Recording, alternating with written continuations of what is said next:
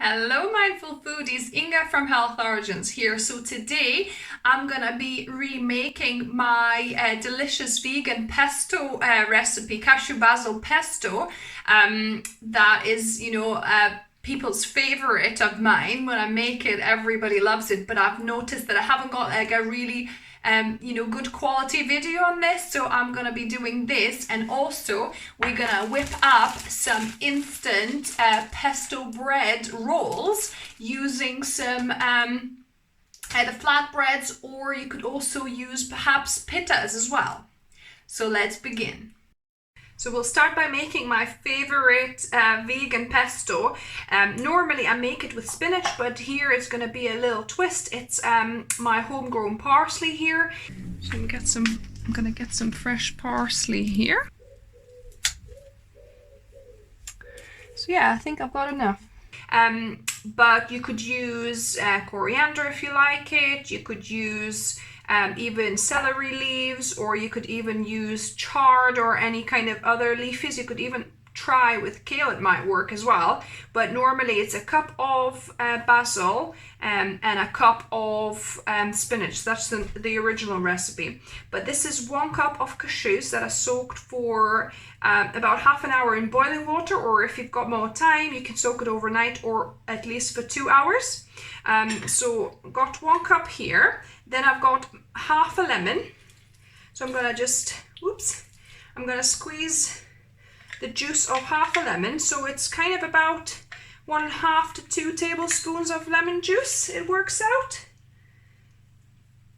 Here we go. Another acid, it's apple cider vinegar. If you don't want to use apple cider vinegar, you could just add another tablespoon of lemon juice. I prefer adding a little bit of apple cider vinegar because it gives that kind of like more fermented tang. So I'm going to add my spinach here. Sorry, not spinach. My basil even. 4 tablespoons of nutritional yeast.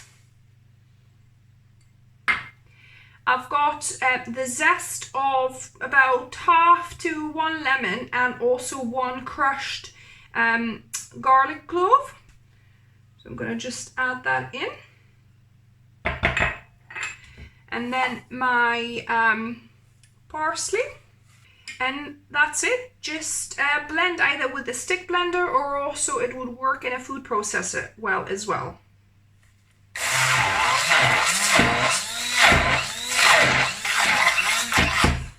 Oh, and I forgot, we need some salt as well. So I'm going to add half a teaspoon of salt to this.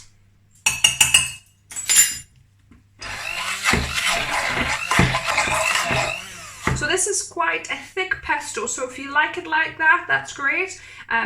If you want it a little bit runnier, add a couple of tablespoons of either water, or you could use olive brine that I like using, but then you might need to adjust the salt because obviously olive brine has some salt in it already.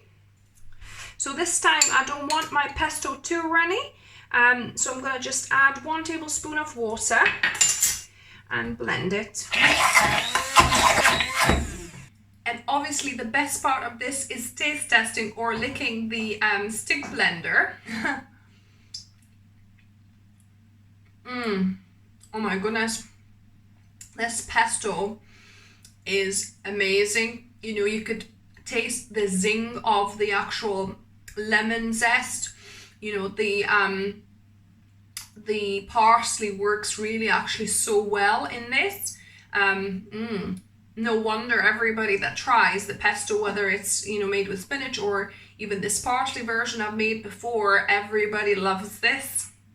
So I've got my pesto here ready, and I've got my flatbreads. So these are traditional Lebanese flatbreads, but you could also use pitta breads in a pinch as well. You could, I'll link down below my homemade organic wholemeal pitta breads that you could make in that kind of shape as well. So that's probably a best option, but this is a quicker option. And these flatbreads are really actually quite alright. So they're wholemeal wheat flour, water, yeast and salt, so not that many ingredients in them. So I've got my flatbread, and I'm gonna be putting good layer of pesto on it.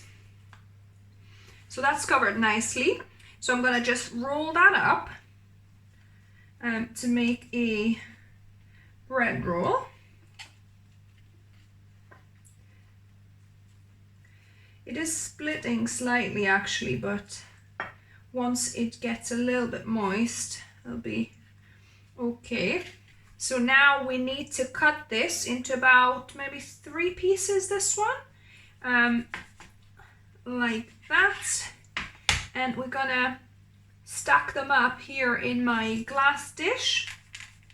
So there you go. Actually, what I'm gonna do, I'm gonna moisten this flatbread slightly in with plant milk first, so that it doesn't split when I'm rolling it. So I'm just gonna add a little bit of plant milk, maybe a 1/4 cup of plant milk in here, and then just gonna slightly dampen this bread for just a minute. Let it sit for a minute or so. Right, so that's got moistened again. Let me add the pesto. Roll that up. Yeah, so when you let it sit with the milk for a little bit longer, it splits much less, much better. So yeah, let it sit for, you know, about a couple of minutes, I would say. So there we go. So that's our bread. And obviously get a tin that it's kind of packing this in. And now I've got another 1/2 cup of plant milk that I'm gonna mix with 2 tablespoons of pesto that I just left in here from making the pesto. So a couple of tablespoons of pesto with 1/2 cup of the plant milk, of any kind of plant milk you like. And I'm just gonna pour it on the breads to soak them through.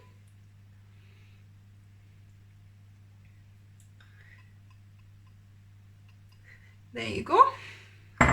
Then I'm gonna cover it with foil so that it doesn't dry out. It's gonna be kind of cooking and steaming inside there. And I've preheated my oven on 190 degrees Celsius or 170 a fan oven, and I'm gonna be baking this for about 30 to 40 minutes. So my pesto bread rolls have finished baking. Let's see what we've got. So they baked for 40 minutes. This is super hot still. I'm gonna let these fully cool down and then we're gonna taste test them. So now this has sufficiently cooled down. So let me pry off a piece of this, you know, roll, pesto roll. I'm gonna taste test it. Yeah, so this pesto roll, quick pesto roll, is actually smelling really nice, and it's kind of seems quite spongy and still kind of moist. So let me taste test this.